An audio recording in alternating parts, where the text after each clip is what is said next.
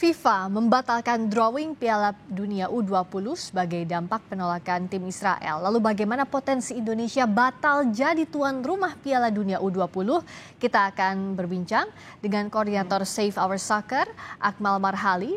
Kami juga sudah mengundang anggota Komite Eksekutif PSSI Arya Sinulinga yang juga sudah mengonfirmasi hadir tapi hingga saat ini belum bergabung. Saya sapa dulu Bung Akmal, selamat malam. Selamat malam, Priska. Kalau Bung Akmal nggak kaget ya karena sudah dapat bocoran sebelumnya soal pembatalan drawing Piala Dunia U20. Nah sampai sekarang belum bisa terselesaikan. Save Our Soccer melihatnya seperti apa? Bagaimana kendalanya akan Indonesia hadapi? Ya, yang pertama ingin saya jelaskan bahwa ini menggambarkan betapa FIFA itu tidak bisa diintervensi untuk urusan politik ya. Bahwa pro kontra ini kan muncul juga dalam kaitannya dengan politik yang sedang mulai dipanaskan mesinnya menjelang 2024. Tiba-tiba surat komitmen yang sudah dikeluarkan oleh Gubernur Bali, Gubernur Jawa Tengah, dan 4 kota lainnya, tiba-tiba ada 2 kota menyatakan tidak bersedia menggelar Piala Dunia bila ada Israel ikut serta di dalamnya. Dan surat itu disampaikan, dan menurut saya ini kemudian yang memicu akhirnya undian Piala Dunia ini batal dilaksanakan atau ditunda sampai batas waktu yang tidak tentukan. Sekarang coba bayangkan, Piala Dunia pesertanya 24, tapi kemudian undiannya hanya boleh dihadiri oleh 23 negara. Masa kemudian misalnya Israel ikut via Zoom gitu, atau kemudian nanti Piala Dunianya yang lain main di lapangan, Israel via Zoom, kan nggak bisa juga. Ya. Inilah logika yang harusnya dipahami oleh para politisi kita, bahwa harusnya kalau bicara masalah politik, jalurnya bukan Piala Dunia U20 ini, jalurnya kemarin yang pas itu pada 20 Maret sampai 24 Maret 2022 di Nusa Dua Bali ketika ada Interparliamentary Union. Di sana kan Israel diundang gitu kan, dan ikut serta dalam kegiatan Interparliamentary Union. Nah, di kesempatan itu harusnya bicara soal politik, soal kemerdekaan Palestina dan soal lainnya yang kaitannya dengan politik. Nah, sekarang adalah bicara soal sepak bola. Ketika Indonesia mencalonkan diri sebagai tuan rumah Piala Dunia U20, kan tidak ada kemudian catatan di bawahnya kami bersedia menjadi tuan rumah asalkan Israel tidak ikut serta. Atau Indonesia bisa memilih, kita mau Piala Dunia pesertanya adalah Argentina, Spanyol, Italia. Padahal sebagai tuan rumah harusnya menanggung segala sesuatunya dari A sampai Z begitu ya, Bung Akmal. Betul. Artinya Bang Akmal melihatnya ini motifnya sebagian besar politik, sudah pasti politik begitu di balik ini. Saya sih melihat ini motif politik. Kenapa motif politik? Karena beberapa kali kegiatan sebelumnya ada toh atlet Israel datang ke Indonesia, itu kan? Pada 2005 misal Zilberman, atlet bulu tangkis ikut kejuaraan dunia bulu tangkis BWF di Istora Senayan pada 10 sampai 16 Agustus 2015. Kemudian pada 2022 misalnya ada 2 atlet panjat dinding Israel, Yuval Semla dan Noah Shiran ikut kejuaraan dunia panjat dinding 24 sampai 26 September.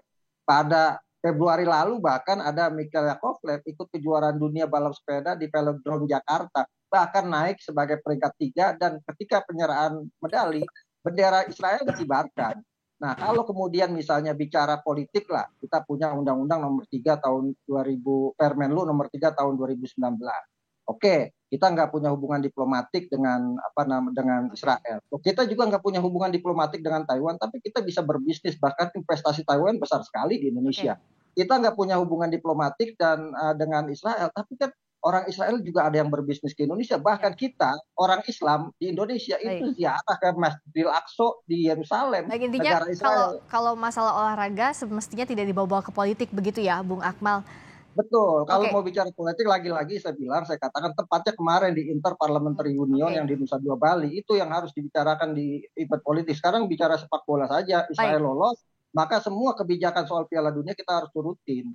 Oke, PSSI terakhir tadi saat konferensi pers menyebutkan bahwa masih berkoordinasi dengan berbagai pihak dari pemerintah, terutama dari Kementerian Luar Negeri, juga Kemenpora. Kita juga sudah terhubung dengan anggota Komite Eksekutif PSSI, Exco PSSI, Bung Arya Sinulinga. Selamat malam, Bung Arya. Selamat malam. Progres koordinasi lintas tadi kementerian dan juga bahkan akan dibicarakan oleh Ketua Umum PSSI Pak Erick dengan Pak Jokowi itu seperti apa hingga malam ini? Ya belum ya. Oke, belum. Dekat-dekat ya kan masih ini ya. Lagi Nah, proses lah. tapi sejauh ini saat FIFA menyebutkan bahwa dibatalkan drawing 31 Maret, belum diketahuikah kapan nanti akan ditunda sampai kapan dan di mana alternatif tempat lainnya sejauh ini, Bung Arya? Ini, kami juga belum dapat surat resmi dari FIFA. Ya, jadi kami dapatnya dari ini ya, teman-teman dari LOC yang informasinya. Jadi kami belum dapat dari FIFA, belum dapat resmi. Jadi kita belum tahu nih kapan dia ganti, belum tahu di mana lokasinya, belum paham kita. Gitu, Pak. Bung Arya, yang jadi pertanyaan begini, ini kan ada 2 gubernur terakhir yang menolak. Sebenarnya sudah dideklarasikan 2019 lalu, kepala daerah menyetujui begitu, menjamin pelaksanaan Piala Dunia U20. Nah sekarang menagihnya seperti apa? Karena kan kita sudah di injury time. Dan yang jadi pertaruhan wajah sepak bola Indonesia tentu. Oh iya, ini memang Mas Amal pasti tahu nanti konsekuensinya apa terhadap Indonesia ya. Dalam arti ekosistem sepak bola kita nggak dikhususkan di dunia, itu yang cukup berbahaya ya. Nanti Mas Amal bisa cerita bagaimana konsekuensi ketika kita tahun 2016 dulu itu mengalami hal yang sama juga. Nah, yang pasti ini ya, kita dengan saya tidak bicara mengenai Gubernur Jawa Tengah saat ini ya, karena belum proses kita kan. Kita saat ini masih dalam drawingnya dulu. Di Bali ya? Di Bali ya, dengan penolakan dari Gubernur tentu kan ini sepertinya itulah jadi alasan gitu, sehingga drawingnya dibatalkan gitu. Oke, nah pemberitahuan FIFA meskipun belum ada surat tertulis seperti apa waktu itu penjelasannya, Bung Arya? Iya, hanya beritahu bahwa itu pembatalan. Oke, pembatalan karena penolakan tim Israel datang ke Bali begitu? Iya, tidak diberitahu, Mbak.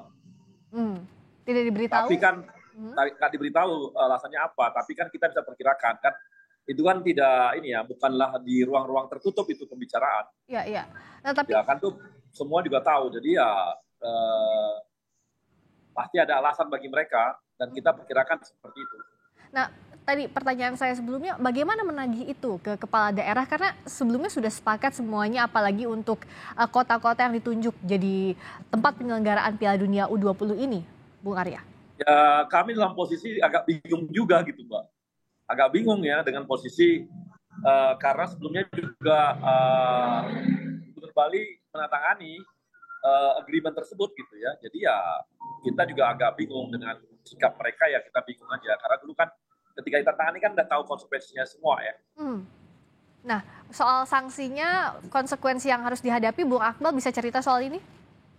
Ya, ada potensi sanksi ya. Sekarang begini, bagaimana nggak mungkin disanksi? Sudah dekat Piala Dunia, tiba-tiba penyelenggaranya salah satu daerah menolak untuk menggelar pertandingan yang ada Israelnya. Kalau ada Israel ikut serta. Kemudian dipanas-panasi oleh para politisi, pokoknya kita mau gelar Piala Dunia tanpa Israel dan sebagainya. Berita itu pasti sampai ke FIFA. FIFA kan punya intelijen juga, punya Interpol. Saya pernah berhubungan dengan FIFA kaitan dengan match fixing. Bahwa mereka itu mengetahui sampai kemudian penyadapan pada 2014 saya terlibat di situ yang kemudian membongkar match fixing sepak bola Indonesia. FIFA juga berpikir bahwa loh gimana Piala Dunia kan pesertanya 24, masa 23 yang ikut drawing gitu. Kalau drawing kan semuanya harus ikut serta gitu. Nanti Israel mau datang kemudian ditolak sama Gubernur Bali karena nggak bisa ikut serta. Nah ini kan mempermalukan FIFA juga. Selain mempermalukan FIFA, pasti yang ditegur adalah Indonesia. Loh, Indonesia sebagai tuan rumah kok tidak bisa menjalankan komitmennya sebagai tuan rumah. Nah, potensi paling besar ya, selain dicoret sebagai tuan rumah Piala Dunia, kita juga bisa kena sanksi FIFA. Kenapa? Kita mempermainkan FIFA gitu kan.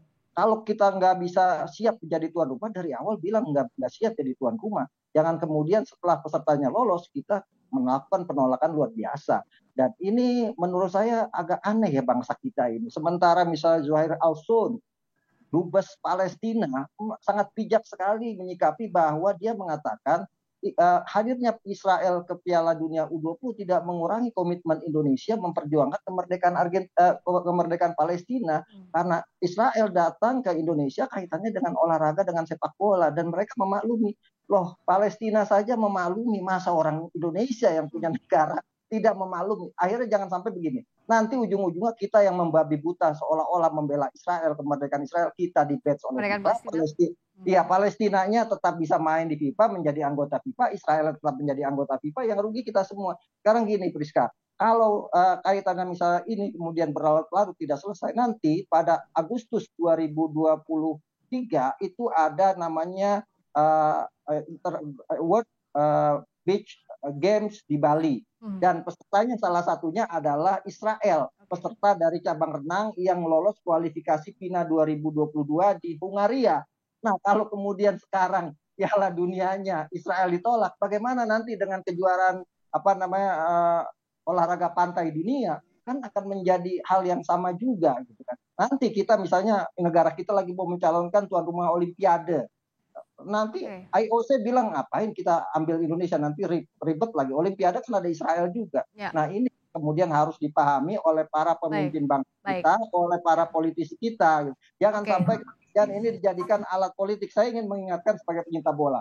Sepak bola dijadikan alat politik, pilihannya cuma dua, naik elektabilitasnya atau jatuh dan terpuruk nama baiknya. Itu yang akan bisa menjadi penyebab di sepak bola kita. Bung Akmal. Terakhir, Bung Arya, tadi Bung Akmal sudah detail sekali menjelaskan konsekuensi sanksi di depannya dan apa saja dampaknya. Kalau dari PSSI sekarang, karena waktunya sudah mepet sekali, apa yang dilakukan terutama oleh Ketua Umum PSSI, diplomasi yang dilakukan di waktu yang sempit ini, Bung Arya? Ya, mau nggak mau, Ketum PSSI Pak Erick udah memang harus ini ya, beliau mengatakan beliau akan melakukan diplomasi ke FIFA karena situasi kan tidak begitu baik gitu, dan ini dikhawatirkan nanti yang paling berbahaya kan Mbak adalah kita di-ban oleh FIFA. Itu seperti kata Mas Akmal, nanti posisi kita akan dikucilkan, nggak hanya keluar dampaknya, ke dalam juga berdampak. Liga 3, Liga 2, Liga 1, itu ada 35.000 orang pemain loh yang hidup dari sana.